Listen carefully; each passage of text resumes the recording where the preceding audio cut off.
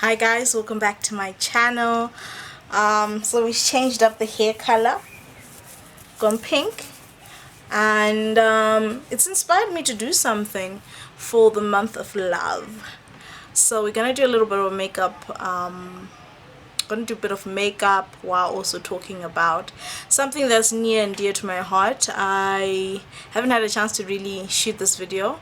I wanted to do it in January, but like stuff was just happening, and yeah, seasonal depression was happening, and I didn't get to really shoot this video, but it's been so near and dear to my heart. So while I do my makeup, take off this makeup and put on something else, we're gonna talk about the law of attraction and how, as a Christian, this law can just be amazing in your life. Okay, so let me get ready. I don't know what you did to me. Your body lightweight speaks to me. I don't know what you did to me. Your body lightweight speaks to me. I don't know what you did to me. Your body lightweight speaks to me. Know what you did to me. Your body lightweight speaks to me. Hardy.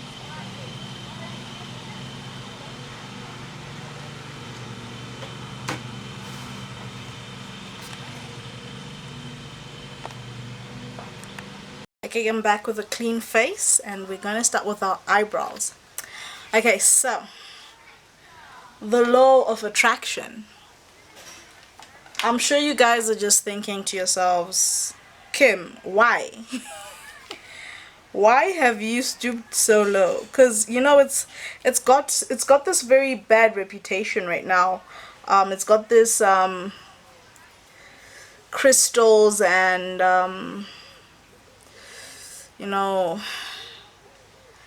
it's got the crystals and the chakras involved, right?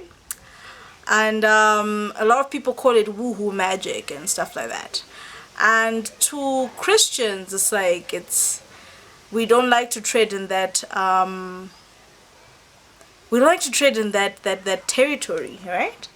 But here's the thing: we learn about the law of attraction in the Bible anyway. And basically, the Lord tells us that we have power in our words and that we can attract all that we want through Him, through the Lord Jesus Christ. Obviously, as long as it's godly. But the truth is, even if it isn't, we can attract we can attract good and bad things. And it's something that people don't really want to talk about. The fact that we can attract good and bad in our lives. And I'm sure you've been through an experience that has kind of shown you. Have you ever noticed that when someone says, "Oh, you look sick," you suddenly just start feeling sick? Actually, wait, I've got a better one. We are all adults here. I'm sure we've all gone through a pregnancy scare. And when we've missed our period, it might even be just 1 day or 2 days. Women, you start feeling the symptoms. You start feeling all the symptoms. You start feeling the nausea. You start feeling the I don't know, the cramps. You start feeling like there's something in your stomach. There's something heavy in your stomach. You start peeing all of a sudden. It's just so weird because our bodies are used to taking direction from our minds. So if our mind tells us, dude, we're pregnant, our body's going to take cue. It's going to start, preparing for the baby.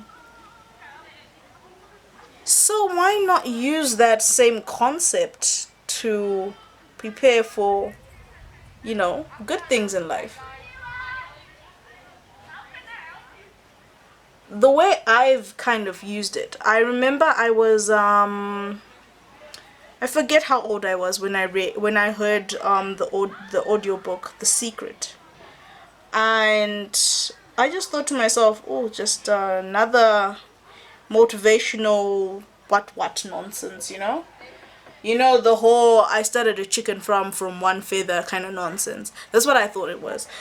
But it made a whole lot of sense, because I'm one of those girls who has a diary that I write in every year since I was a kid.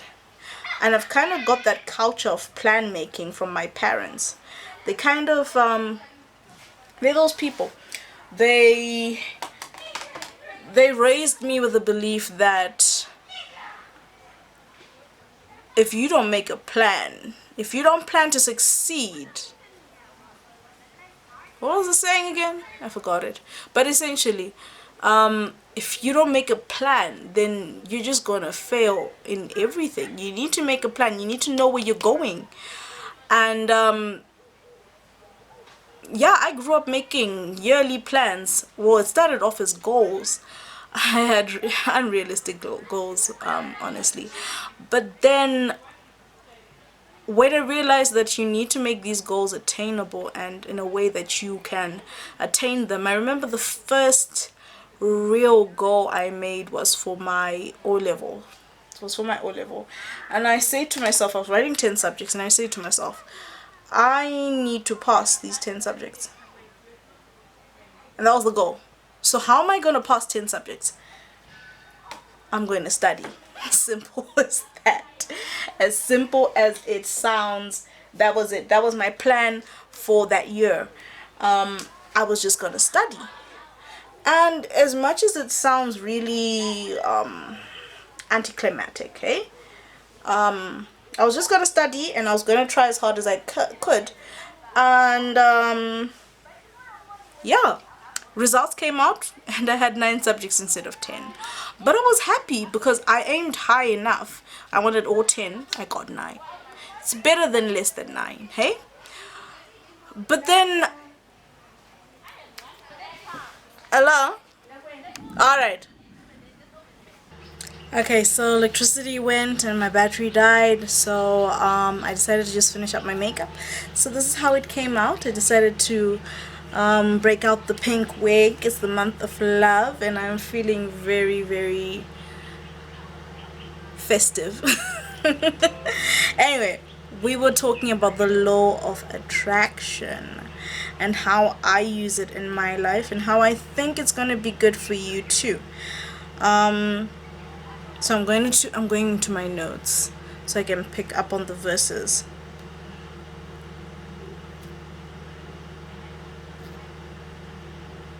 Okay, so as I said, this is something I've been practicing like all my life, even before I knew it was called the law of attraction. And it started off with just writing down my goals, which is actually the first thing if you want to use this this law of attraction. Write down your goals. Of course, they have to be attainable. Hey, they have to be attainable. And so I know if people actually just write them down, because I just write them down mostly. I have a little book called my goal book every year, and I write it down, and I love ticking off every single little goal that I get through. And some of these goals are really out there, and some of them are something that I know that if I work on it, I can get there. And it's worked. It has worked. It can be so small, like a little opportunity that I want, or like a piece of clothing, honestly, or like a gadget, or I mean, that's how I've managed to get a lot of the things in my life, to get places that I want to be. And like, it's backed up in the Bible. You can't dispute this. Matthew 21 verse 22 says, "And all things whatsoever you shall ask in prayer, believing, you shall receive." And honestly, I consider even writing down as a prayer sometimes. It's like a prayer. It's like, God, you know, I'm putting this in writing. You see this, I see this. Let's do something about it. And it says that once we do that, once we ask, we will receive. And sometimes I even put this in prayer, and like I actively work towards it, knowing that this is my goal that I'm trying to attain. And also the Lord knows about this, my Father knows about this, and we're gonna get there. And it's worked so many times. I cannot even begin to tell you how many times it has worked. I've set yearly goals, like by this year this should have happened, and sometimes I don't get there right on time, but I get there. And like that's wild to me, sitting there looking, like just breathing and being in the moment and realizing, wow, I wrote this down, I talked about this, I spoke about this. I remember last year I spoke about how I wanted to double my no last year I spoke about how I wanted to double my salary, and I just started working on it. And around that time, let me be honest with you, around the time I was earning $200. I was still in school trying to, bataniza things, and I was earning $200, and I sat down and I wrote it down. I'm like, I'm earning $200, I need to double my salary. And you know what happened that month? My employer decided to give me $100 instead of $200. And like, I just looked at myself like,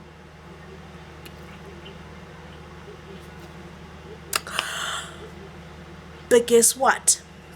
He gave me $100, right? I found a contract that instead of that, I found an illustration contract that paid me up to $460 something, and that was 4 times, or that was supposed to be double my salary. And I realized, wow, this actually works. So I started setting goals like that, like every month I need this amount of money, I need to do this. And around that time I was going to school, I was going to university, I was paying my own fees, and yeah, my fees just came.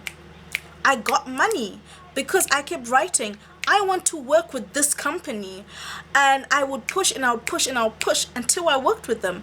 I remember thinking to myself, I want to work with British Council. To date, I've done 3 projects underneath them, and I'm just like, or in a relation to them. One way or the other, I will find British Council somewhere in my in my contract.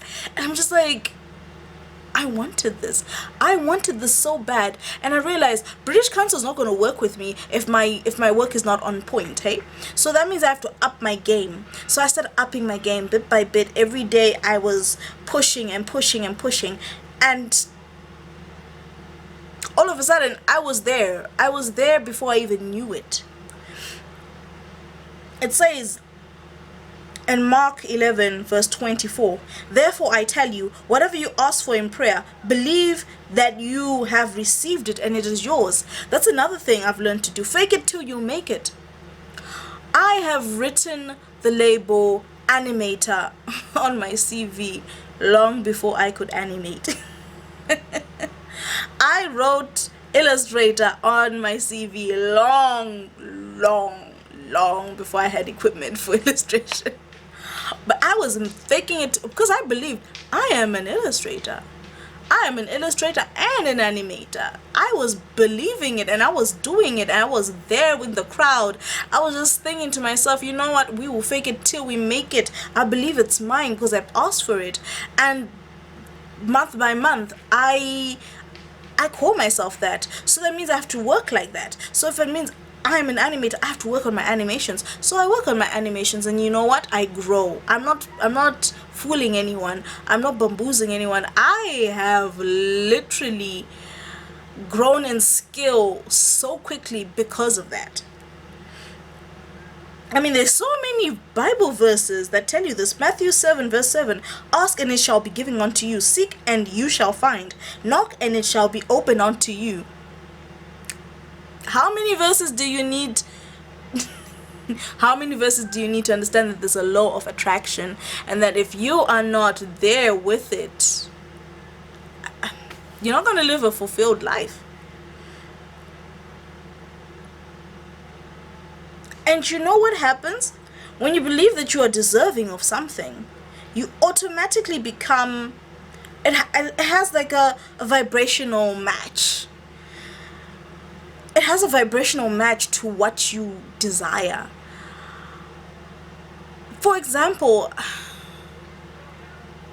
literally, I am living the adult life. Well, not exactly, not all of it, but I embody the adult life I wanted as a child. I wanted to be bright and, you know, out there and artistic, and I wanted to be free, completely free.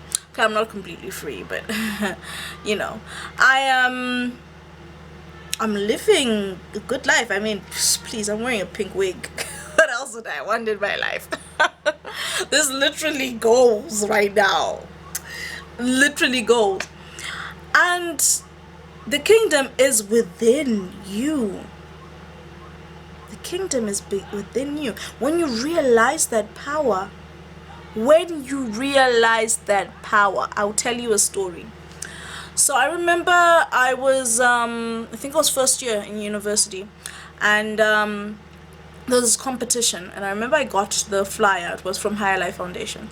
I got this flyer from Higher Life Foundation, and they had a competition, and I remember entering it, right? And I sent it to 2 of my friends, and I entered it, and test of character, ne? You learn a lot. They got in and I didn't. And like, it's not like they were undeserving of it. No, they were. Their work was good.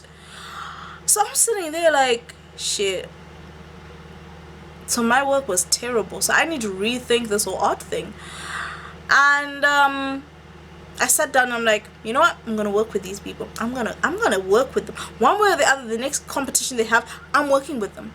So I sat down and I started beefing up my Facebook account, and I started posting almost every day, and every day I got better, and every day I got better, and I was just beefing it up.